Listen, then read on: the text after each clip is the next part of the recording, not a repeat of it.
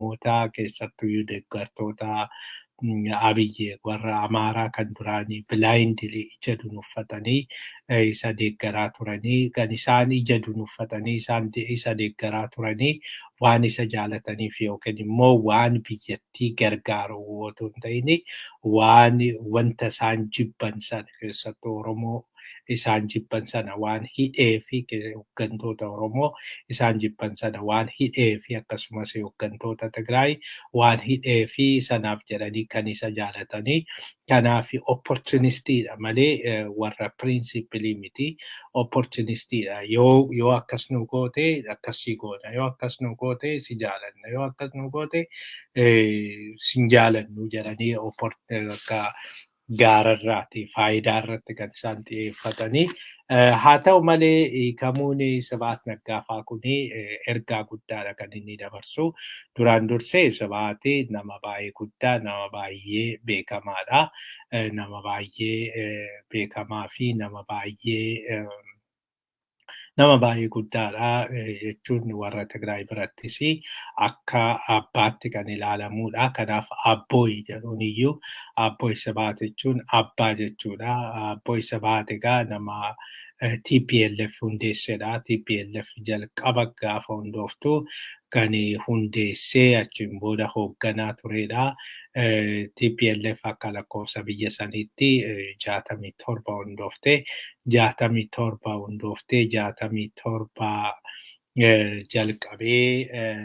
67 jalqabee hanga 77tti hanga waggaa 10 kan dhaabicha geggeesse Sibahat. Sibahat dhaabicha erga geggeesseen booda yeroo muraasaa fi namticha amma Abiyyii fi hojjechaa jiru kana isatti kennee ture.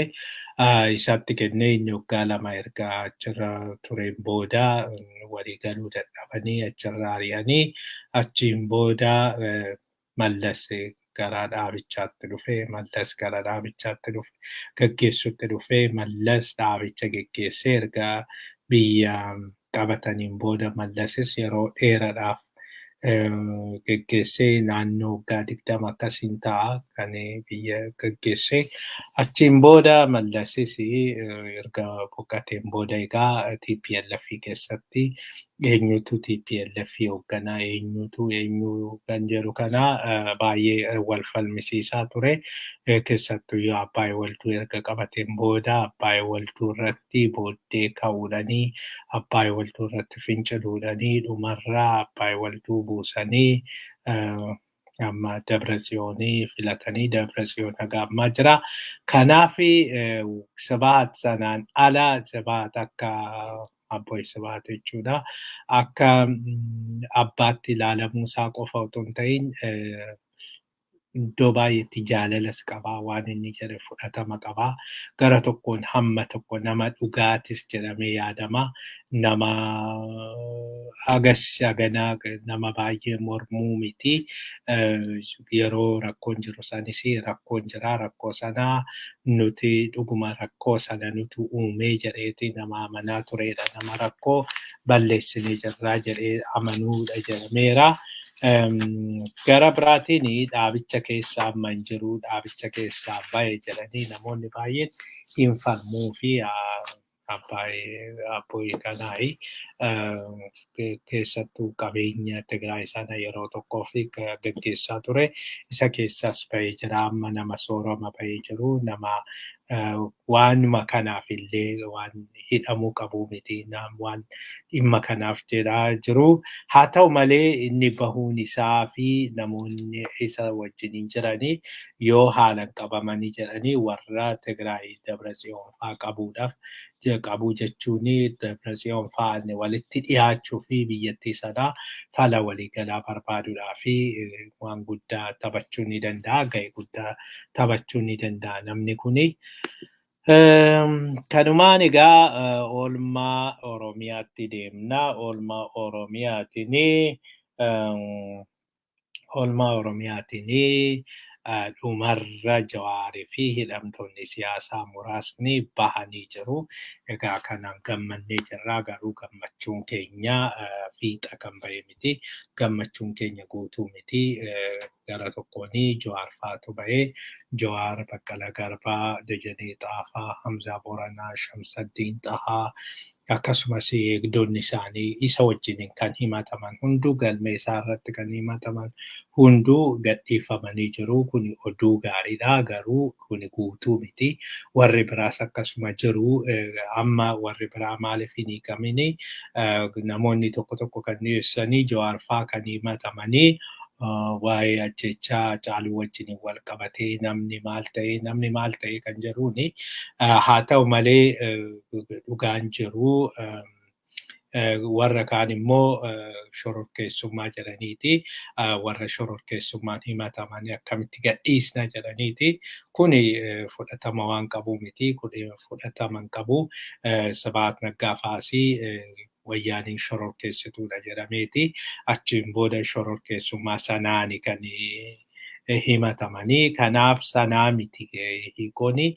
Akka amma jedhamutti wanti isaanii ilaalaa jiranii Abiyyis akka wanti irra deddeebi'ee akka ilaalamuuf godhu ani nageenyan jaaladhaani nama nagaati. Iddoo baay'eetti manni murtii keenya haqaan hojjechaa jiru, poolisiin haqaan hojjechaa jiru, abbaan alangaa haqaan hojjechaa jiru jedhee jira. Har'a hubate kana garuu yeroo meeqa gaafa iyyinuu rakkoon biyyattii sanaa bu'uurri isa kana haqni hin jiru. Namni haqaaf hojjechaa jiru. Har'a otoo hin ta'in gaafa abbaa Shaashamanneetti gaafa naannoo baatutti gaafa Jawaar fa'aa hidhamanii Jawaar fa'aa warri isa deeggaruudhaa ba'anii achiin booda hidhaman sana namni wabiidhaan gadhiise abbaan seeraa mataa isaatiin deebi'eeti kan hidhame. Abbaan seeraa takkaa hidhamee hin beeku. Abbaan seeraa bakka hidhamee hin beeknetti immuniitii qaba bakka jedhamutti deebi'ee innumtuu mataa isaan qabamuu fi hidhamuun isaa abbaan seeraa tokko jechuudha. Sanaan ala addabaabayitti nama ajjeesuu, nama mana hidhaatii baasanii ajjeesuu kana caalaa rakkoon hin jiru. Kana irra deddeebine waanumti waan biraa lola biraa hin qabnu. Abiyyiinis maaliinis bilchiginnaadhanis lola biraa hin qabnu. Lafa abbaa kootii nan saamne yookiin immoo qabeenya abbaa kootii miti.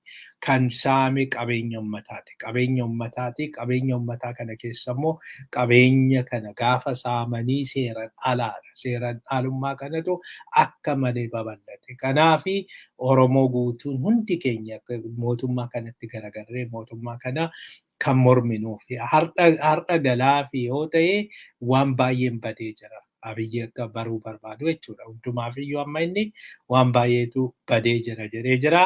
Kanaaf amma akka jecha isaa keessatti wanti inni kaasee namoota umuriidhaan deeman nama waggaa 70-80 nama sukkaara dhukkubsatanii namoota akkasii kana callisanii hidhanii kaa'uun maaliif barbaachise jedheeti kan inni dubbate.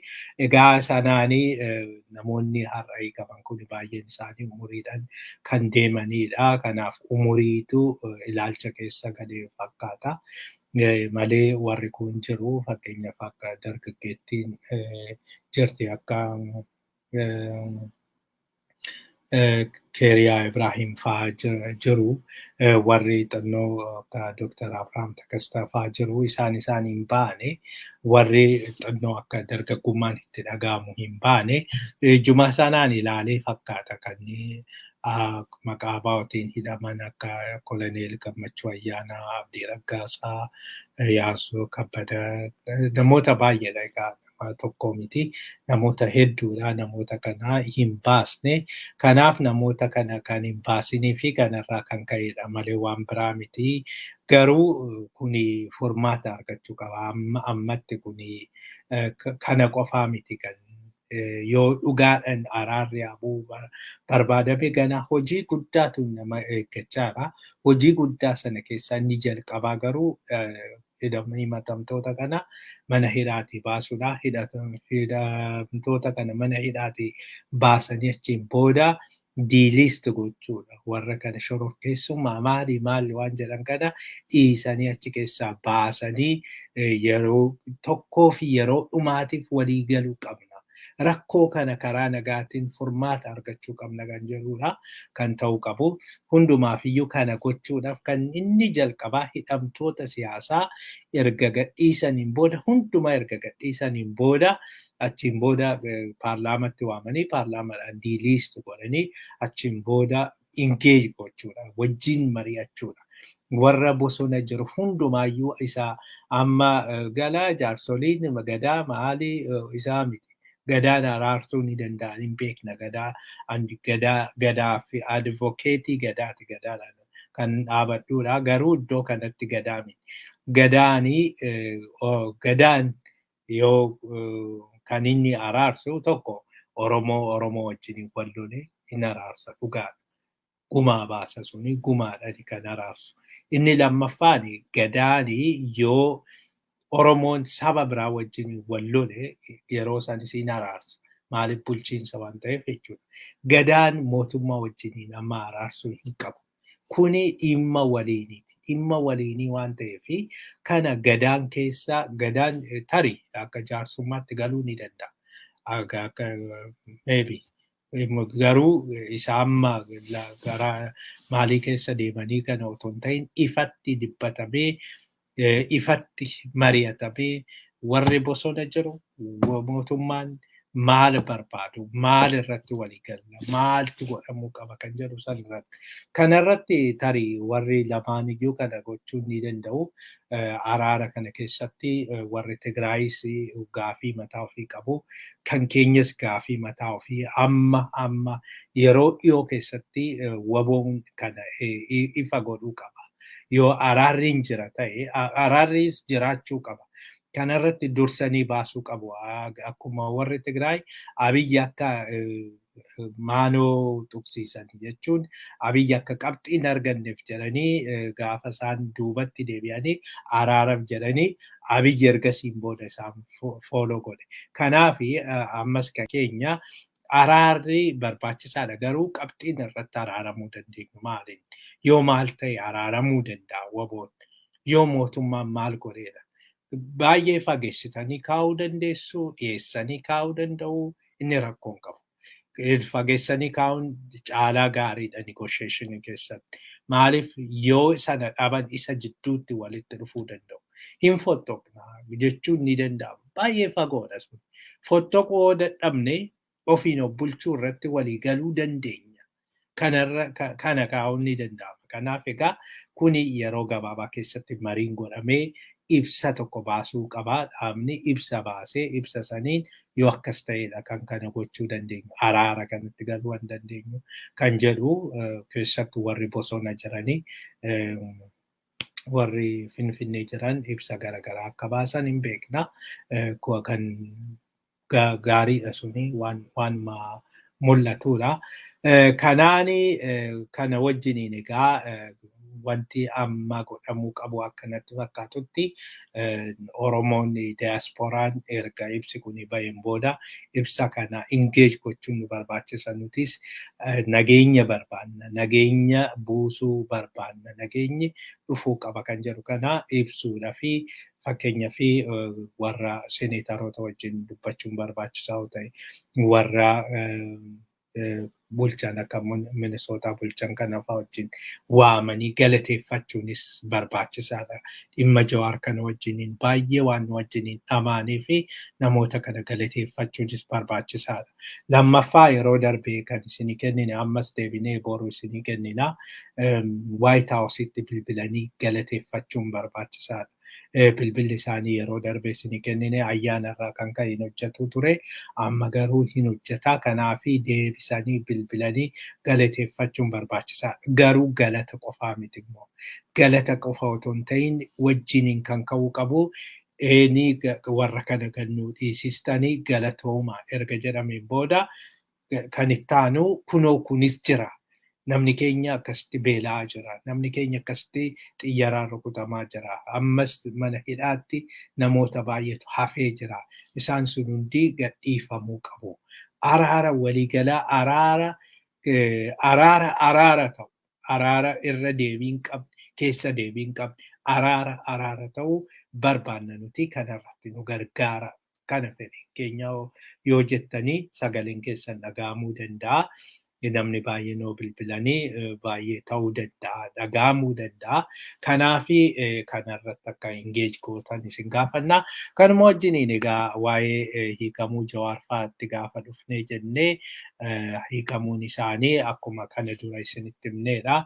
Deddeebinee dhimma kanarratti gabaasaa turre. Akkuma isinitti himnees ta'ee kana dura asumarratti simbirtuu irratti oduu kana gaafa dhiyeessinu har'a bahuu boru bahuu yoo har'a boru akkasii bahuu baatanii qilleetti bahu ayyaana qillee sanitti bahu ayyaana qilleetti hin ba'an taananii hin ba'anii abdii kutadhaa jedhanii nutti himanii ture. Akkuma isaan jedhanuu ayyaana qillee kanatti kan isaan ba'anii haa ta'u malee ayyaana qillee kanatti akka isaan ba'an kan godhe maali? Inni guddaan maaltu ta'e maalidha? Achiin booda haala isaan ittiin ba'an isinitti himna. Wanti namni baay'een kan ajaa'ibsiifatee fi maaltu Abiyyi dirqe Abiyyi harka micciirame yookiin harka akka kennatu kan godhe maalinni kan jedhanidha. Duraan dursee Abiyyi harka akka kennatu kan godhe waa lamaadha. Wanti lamaan kun tokko diinagdeedha. Jarri lamaan kun wal qabatu. Tokko diinagdeedha. Tokko immoo haalli amma Amaarritti jirudha. Yookiin immoo warri deeggartoonni isaa itti jiranidha. Inni duraa diinagdeen biyyattii kufee jira. Akkuma isinitti himne diinagdeen biyyattii kufeera. Diinagdeen biyyattii akka malee takkaa akka yaadee hin beeknetti akka kufe Ahmed Shidee dubbateera. Takkaa waan akka ammaa kana arginee hin beeknu jedhanii diinagdeen akkasitti tasuma kufee hin beeku. Rakkoo akkasii biyyattiin keessa galtee hin beektu. So kanaaf kun hundi hudhee qabee jira. Abiyyi yeroo gabaabaa keessatti amma mootummaan Itoophiyaa yeroo gabaabaa yeroo torban lama hin guunne keessatti miliyoona 400 fiduu qaba.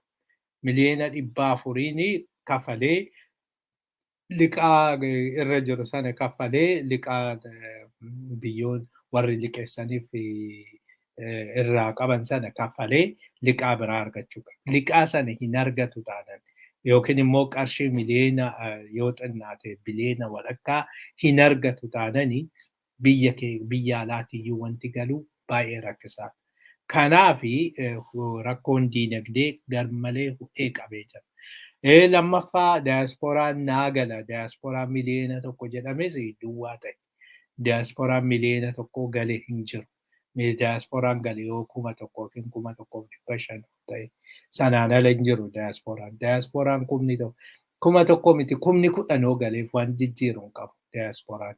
Yeroo akkasitti gowwummaan isaa fi warri kan gowwoomsan maalidhaani daasporaa miliyoona tokko gaafa waamnee jennee daasporaa miliyoona tokko yoo qarshii doolaara 1,000 achitti ispeend godhee qarshii hedduudha. Qarshii hedduu ammatti argachuu dandeenya. Ishiin sun xinnoo nu gargaaruu dandeessina. Duraan dursee daasporaa miliyoona tokko waan qabanis hin fakkaatu. Yookiin daasporaa miliyoona tokko jirus miliyoonni tokko hin deemu gowwummaa isaaniiti malee yoo deeme yoo guddate nama 10,000dha. Inni sun immoo maa gochuu hin danda'u. Daasporaan kunis yooma miliyoonni tokkoyyuu 1,000 godhe kennee fi biyya daasporaan waan namni tokko namni lama akkas kontirbiit godhee achiin booda namni hundi kontirbiit godhee achiin booda rakkoo sana yookiin immoo biyyattii sana utuba malee baatee hin danda'u. Diinagdee biyyattii sana uummata miliyoona 110 baachuu hin danda'u daasporaan. Kanaaf iddoo kanatti gargaarsi kan barbaachisu biyya alaatirraa. Gargaarsa qarshii guddaa kan kennuufii danda'u biyya alaatirraa. Biyya alaati immoo Ameerikaa caala kan mootummaa kana utubuu danda'u hin jiru. Kan mootummaa kana baachuu danda'u hin jiru. Rakkoo kana keessaa kan isa baasuu danda'u inni dhumaa inni guddaan mootummaa Ameerikaa qofaadha. Warri Arabootaa Yuunaayitid Arab Imireetiin yeroo tokkoof kennuufii dandeessi achiin boodan kennituuf. waggaa tokko gaafa kennite yookiin yeroo tokko gaafa kennite sanumaan dhaabde malee akka mootummaa Ameerikaa kana yeroo hundan baattu. Ilaala gargaarsa diinagdeeti jedhame fayyaadhaaf, barumsaaf, direct budget. Walumaa galatti waggaatti biliyeena tokko kenniti Ameerikaan Itoophiyaadhaaf jechuudha. Waggaatti biliyeena tokko kenniti. Biliyeena tokko biyyi kennuu Itoophiyaadhaa tokkoyyuu hin jiru. Chaayinaan miliyeena 100 kennitu. Biliyeena miti. Kan isaan Chaayinaadhaan dhaadatanii jechuudha. Chaayinaan liqaa kennuu dandeessi. Liqaan ishiin kennitus immoo Chaayinaan liqaa miliyeena 200, 300 waan akkasiiti. Ameerikaan liqaa otoo hin ta'in gargaarsa qofa kan hin kafalle kan hin deebisne gargaarsa qofa biliyeena tokko kan ishiin kennitu. Ameerikaa dhabuu jechuun harka dhabuu, miila dhabuu jechuudha. Diinagdeen biyyattii sadii duwwaatti hafe. Kanaaf inni lammaffaa egaa warri deeggartoota isaa kana wajjiniin akka inni reetorikiidhaan Ameerikaa faallaa Ameerikaa deemii Ameerikaan maal si gootii maal nu gootii maalii erga jedhanii booddeerraa egaa mufannaanis maaliinis Ameerikaadhaan erga wal lolanii Ameerikaadhaan erga walitti bu'aniin booda dhumarra dogoggora jedhanii ture sun. Dogoggora akkasitti deemamuu hin qabu akkasii miti nutiin sirreessinaa jedhanii waadaa galaniifi ture. Ameerikaa wajjin walitti dhufeenya keenya sirreessinaa achiin booda waan hundumaayyuu nurratti dhiisi jedhanii hojii egaa akka isaan jedhanitti hojii foreign ministeeriin hojjetu no mooritti jijjiiran. No mooriin akka White House jijjiiru, no mooriin biyyoota dhihaa kana akka jijjiiru sanatti jijjiiran. No mooriin Pan Afrikaa ta'ee akka tajaajiluu fi achiin booda dhimma keenya keessan galinaa jedhanii sana gochuu jalqabanii sanaan Ameerikaan garaa jabaattee agwaa keessaa hin baasti jedhanii yaadne booddeerraa warri keessattuyyuu diyaasporaa maalii warri dhaaba qabna jedhanisii diyaasporaa ejensii maalii jedhanii namoota tokko akka Karen Bass fa'aa kadhatanii White House'itti akka barreessitu, Joe Bidenitti akka barreessitu, maal akka gootu erga godhaniin booda dhumarraa kana hundumatti iyyuu deemanii dhumni isaa maal ta'ee hin bareedne agwaa keessaa baasan. Agwaa keessaa gaafa baasanii biyyattiin yeroo tokkotti naannoo miliyeena 500 dhabde. Doolaara miliyeena 500 dhabdee sanaan hudhee qabe waan hunduyyuu. Hudhee gaafa qabu gara itti deeman gaafa dhabanii karaa diinaa muuftii Ameerikaa nagaa Keeniyaatti dubbattu nuttaa dubbattu. Keeniyaan nuttaa dubbattu. Ameerikaan dhiifama Ameerikaan nuttaa dubbattu. Maaliif dhimma keenya nama biraa wajjiniin dubbatti nuti amma Ameerikaa wajjiniin dubbachuudha fi qophiidhaa jedhee achiin booda Feeltimaaniin deemee Feeltimaan egaa ofii isaatiin karoorfatee adeemuu Abiyyaa waamuu hin beeknu garuu most likely kan jedhamaa jiru Abiyyitu waame. Abiyyi erga waameen booda hin dhaqee kaleessa wajjin mari'atanii Feeltimaan ifatti ati nama namtu ifatti kallattiidhaan jechuudha. Ati nama namtu waan qabatamaa waan arguun sirraa argaa hin jirru waan mul'atu sirraa argaa hin jirru. Kanaaf qabatamaan waan gocha kana qabatamaan yoo argisiisteette gargaarsa si kennuu dandeenyaa jedhaniini achiin booda Jawaar fa'aa gadhiise. Keessattuyyuu hunduma caala kan nama dinquus isinitti himna. Wanta keessa taa'aa ture jechuudha. Akka gadhiifaman egaa kan odeeffamaa turee jira. Akka gadi hin dhiifamnes warri irratti hojjechaa ture jiru. Keessattuyyuu keessan erga oduu dhiyeessiniin booda mee callisaa waan kanaa nuun jedhanii mee obsaa jedhanii tibbuma kanallee kan nutti himaa turan jiru. Erga kaleessa dheengaddaallee garuu hin callisne. Sana booddee har'a ganamaadha kan xalayaan sunii qaqqabe.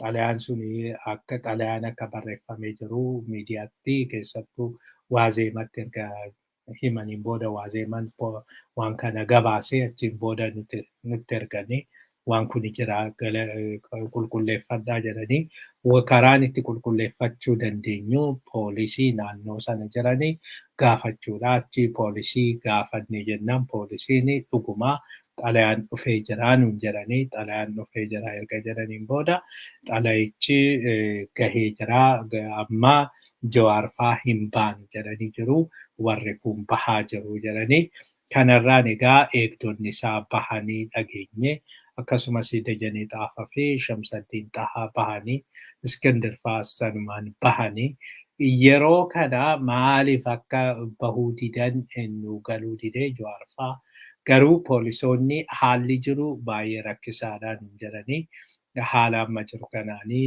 eegumsis rakkisaadha. Kanaafi har'a bahuu dhiisuu danda'u boruu bahuu jedhanii achi haalli jiru kuni amma waan hin qulqulleeffatini egaa yoo dogoggora ta'ee dhiifama nuu gootu. Akka jedhamutti qaamni lama keessattuu naannoo Amaaratirraa fi warri Eritiriyaa Jawaar faa akka hin baane yookiin yooma bahaa jiranillee rukutuudhaa fi waan yaada wayiitu jira jedhama. Kanaafiin gowwoomseeti Jawaar gowwoomseeti kan bahe jechaa jiru. Hundumaafiyyuu erga kuni isaan waan kanatti qophaa'aa jiru yookiin oduu wayii waan akkasii isaan gaheera. Kanaaf hin baanu jedhanii isaanii hin baanu gaafa jedhanii egaa hin baanu erga jedhamaniin booda hanga manni murtii akka seeratti kan hojjetu hanga sa'aatii 11ti. Hanga manni hidhaa jechuudha. Manni hidhaa baay'een warri hidhamtanii beektanii yoo yaadattanii hanga kiliraansiin suni dhufutti kiliraansiin suni sa'a keessattuu guyyaa jimaataa beekatiif poolisoonni faa namatti nama hidhaa keessa tursiisuu fi sa'aatii 10 fi wayifaatti kiliraansii sana fidanii yoo otoo kiliraansiin asii achi jedhu sa'aatii 11 erga darbeen booda har'a jimaataa achi hin hojjetu namni hin jiru sanbatas hin galanii guyyaa lamaan kana achi keessa ture. Haala kanatu ture. Haalli kun bakka turetti kan Jawaar faas akkasuma ta'a jedhamee eegame borus bahuu dhiisuu danda'u kan jedhu dubbatamaa ture.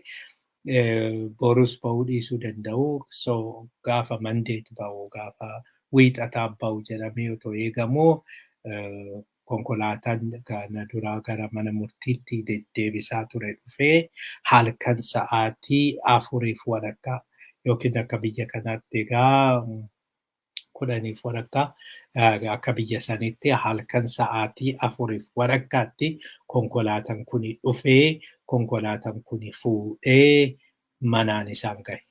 Iddoo kanatti waa lama naa hubadhaa. Tokko hagamaa biyya akka cinqame lammaffaa gara tokkoon immoo warri galateeffannus jira. Warri galateeffannu kun poolisii federaalaa ta'uu danda'a, poolisii waan kana tole jedhanii fudhatan. Warri amma armored kaarii jedhamu kana konkolaataa rasaasa ofirraa dhorku kana provide godhanii dhiyeessanii shufeera ramadanii halkan keessaa sa'aatii 4tti warri mana hidhaas mataa isaaniitiin adiministireeshiniin achi jiru sun tole jedhee bakka seeran egaa dhorkadha. Seeran yeroo sanitti mana hidhaati baasuun hin danda'amu. Isaayyuu tole jedhanii isaanis Jawaar faas Baqqalaan faas isaan amananii jechuudha. Jarri kun kana keessa egaa negotiationii baay'ee jira jennee amanna. Walitti deddeebi'uu, walii bilbiluu kana sanii gochuun ni danda'ama.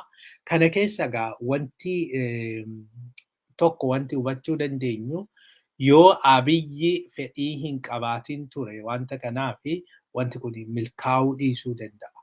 Kanaafi Abiyyi bahuu Jawaar baay'ee barbaadeera. Waanuma fe'eefis haa ta'u, faayidaa kamiifis haa ta'u, Jawaar akka bahu baay'ee barbaadee jira. Kanaafi kan inni haala kanaan kan inni ba'e hundumaafiyyuu egaa halkan sa'aatii afuriif walakkaa baasanii ittiin booda manaan ga'anii amma mana jiru ba'uusaatti uummanni gammadeera. Iddoo baay'eetti hiriira ba'anii jiru.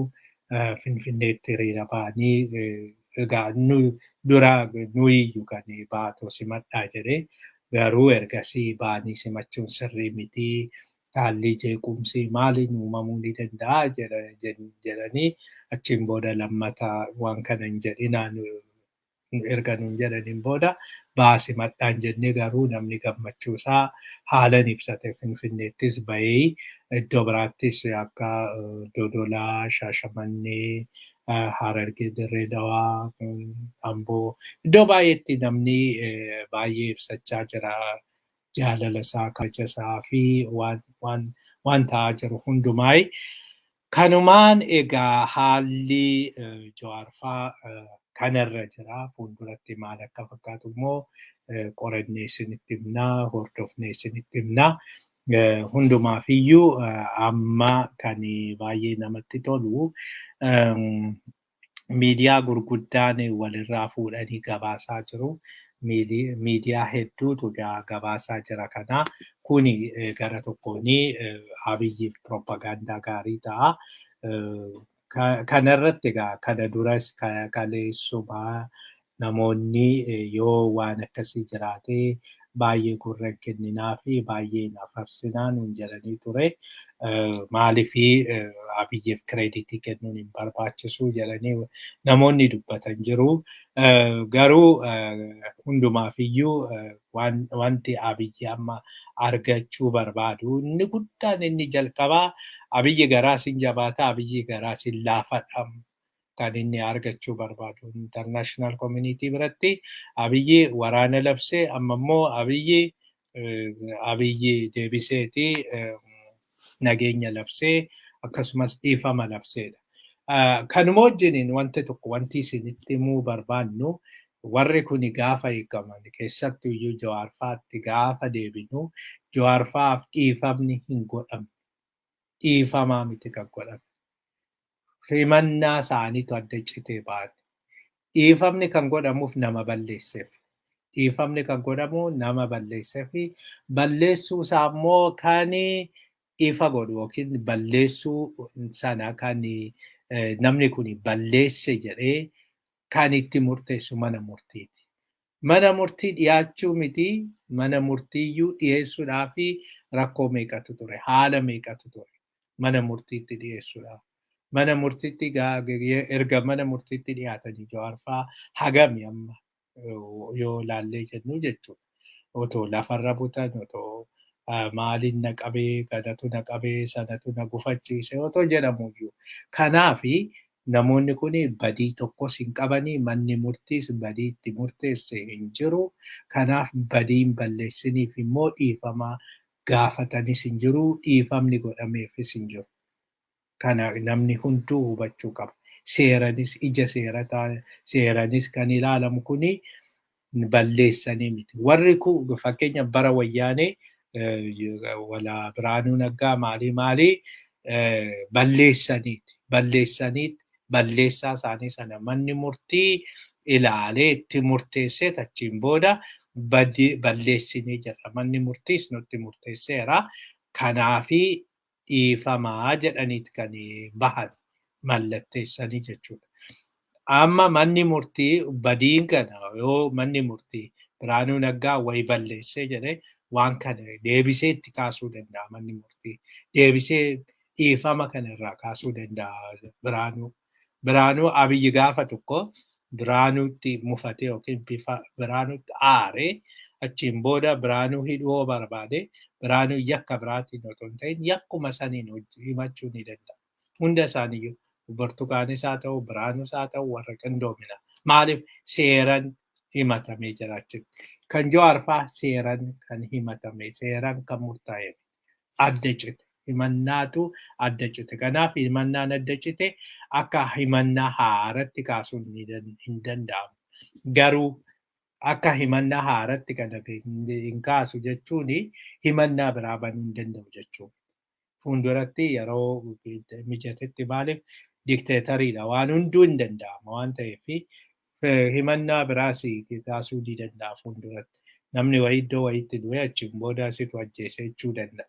Homaa wanti kanaaf ragaan hin jiru. Kana waan ta'eefi hundumaafiyyuu amma dhimmi piroopagaandichaa amma egaa miidiyaa gurguddaatti himamuu isaati. Ba'uun isaa kun nuufis piroopagaandaa biyyi qofa otoo hin ta'in Oromoodhaafis waan gaariidha. Hunduma keenyafiyyuu warri kun hordofaa akka jiranidha. Miidiyaa gurguddaa gabaasan keessaa Niiyork Taayimsiin gabaaseera. Niiyork Taayimsiin Jawaar Mohammad to be released from prison by Ethiopian president jedhee jira.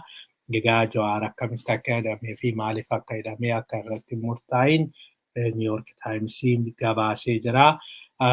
Sanarraan Rooyitersiin deebisee gabaaseera. Rooyitersiin Ethiopian government says it will begin dialogue with political opposition jedhee Jawaar fa'aa akka gadhiifamanii gabaasee jira. Al Jazeeraanis Ethiopia announced pardon for high profile political prisoners jedhee jira. Suura Jawaar qabatee bahee jira. Sanaan alas Yahoo News Ethiopian grant amnesty to high profile political detainees jedhee gabaaseera. Kanaan egaa hundumtuuyyuu gabaasaa jiru. Hundumtuuyyuu waan kana akka seeran ala hidhee ammallee seeran ala akka achi tursiisee fi amma immoo akka gadhiise gabaasati kan isaan jirani. Gama ittaanutti deemnaa loltoonni bilisummaa injifannoo arganne jedhanii jiru. Egaa loltoonni bilisummaa Oromoo injifannoo arganne jedhanii jiru. Injifannoo kana kan isaan arganne jedhanii iddoo garaagaraatti tokko garuma Gujiitiin Gujii Soddonbooroo magaalaa Nageellee marsinee jirraa jiru.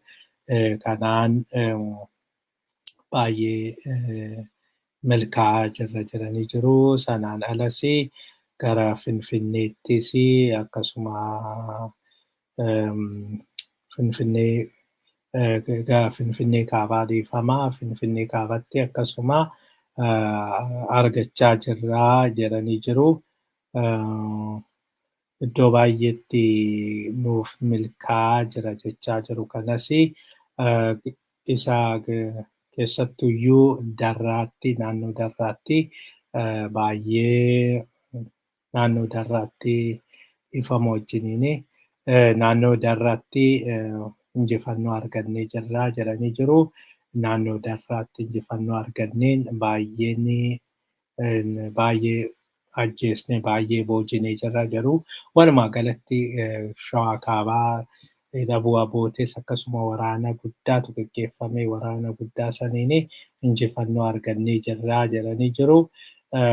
Walumaa galatti jidduudhuma kana mataa isaatiin naannoo waraanni PP 1,000 ol dhumee jira jedhama. Kunis egaa hiikamuu hooggantoota siyaasaa keessattis gahee guddaa taphachuun oolle. Maaliif dargaggoonni Oromoo hedduun gara waraanatti deemaa jiru. Kunis baay'ee yaaddessuun oollee marii godhame keessattis uummanni nu harkan jiru jedhanii jiru. Haa ta'u malee kanaan anaaree Abiyyi dirooniidhaan iddoo baay'ee rukutaa jira. Keessattuyyuu har'aa Darraa iddoo lamatti reebicha geggeesse. Kanaanii Darraa mana barumsaa barbadeesse jedhamee jira. Mana barumsaa irratti boombii darbachuudhaan akka barbadeessedha. Sanaan ala Beekittis beekii dirooniidhaan rukute jedhama. Wanti kun dirooniidha jedhama malee kan beekii fa'aa diroonii nutti hin fakkaatu. Xiyyarumaan waan rukuttaa geggeessu nutti fakkaata. Dirooniin achi hin ga'u. Dirooniin tarii diroonii tokko tokko yookiin iddoo beezii naannuma sanii qabaatee yoo ta'e alaa xiyyaraanii kan waan kana geggeessu. Diroonii tokko diroon beeziin naannoo sana hin jiru.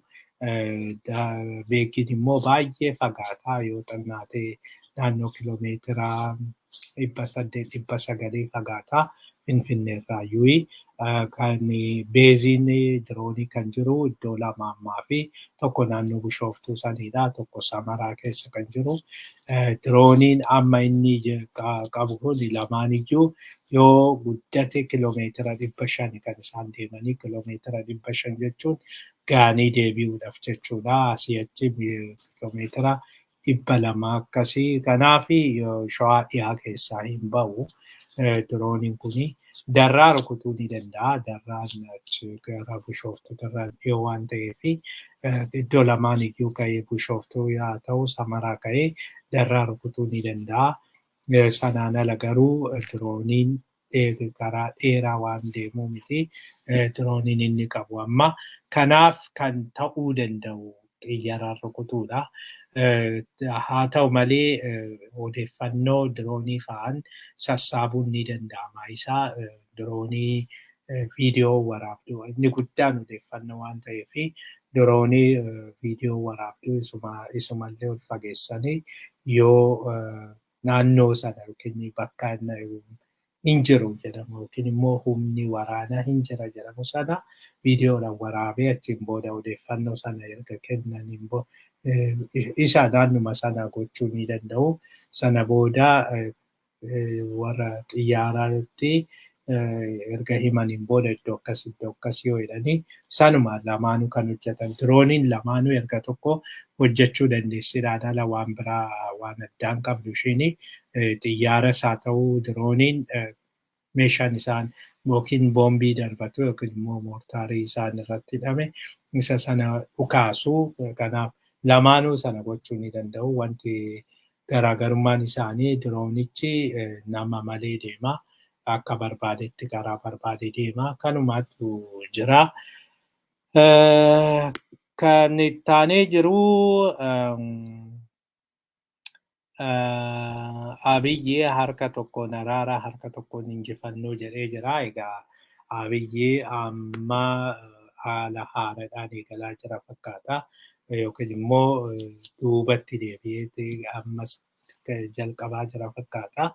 Duraan dursee wanti kun durumaayyuu waraanni hin barbaachisu jedhamee kan iyyamaa ture. Kanumaaf waraanichi barbaachisaa hin turre. Bu'aan waraana sanaa biyyattii barbadeessuu, diinagdee biyyattii kuffisuu keessatti hunda caala lubbuu namoota dargaggoota qaalii balleessudha. Yoo xinnaate amma akka tilmaamaa jiranitti namni 100,000 ol dhumee jira waraana kanarratti. Maaliif dhume namni kun? Maal haa ta'uudhaaf dhume? Okay, maalidhaa? Izinni kaabaa inni rukutamee maalii jedhee isatu isa kan salphisanii. Okay, isa salphisanii isa salphisan sana isa sana akkas godhanii salphisan yookiin ajjeesanii warra keenya duuba rukutanii maal ta'a?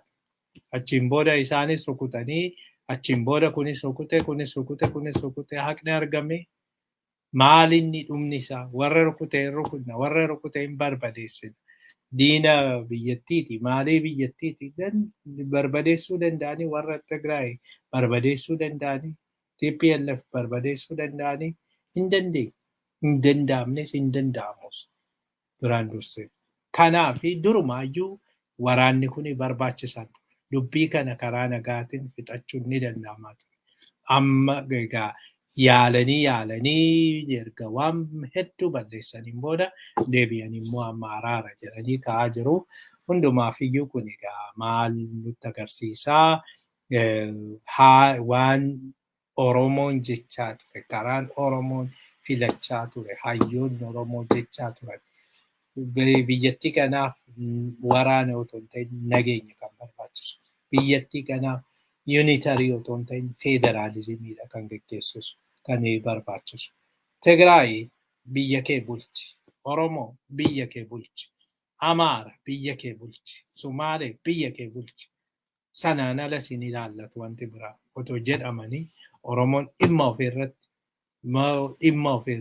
Oromiyaa irratti Oromiyaan duubatti hafteennaan hin misoomne taanaan rakkoo qabdi taanaan uummanni Oromoo hooggantoota isaa waamee hooggantoota isaa qoratee rakkoon koo kana naa godhisiin jedhee hin goone.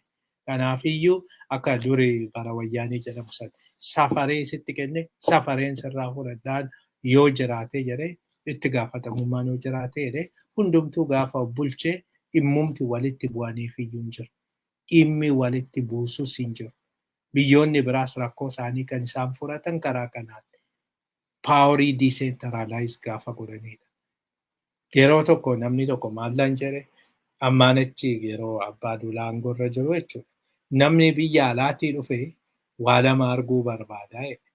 Tokko mallas arguu barbaada, ittaanii abbaa duulaa arguu barbaada. Sanaan ala hunduu gatiin qabu.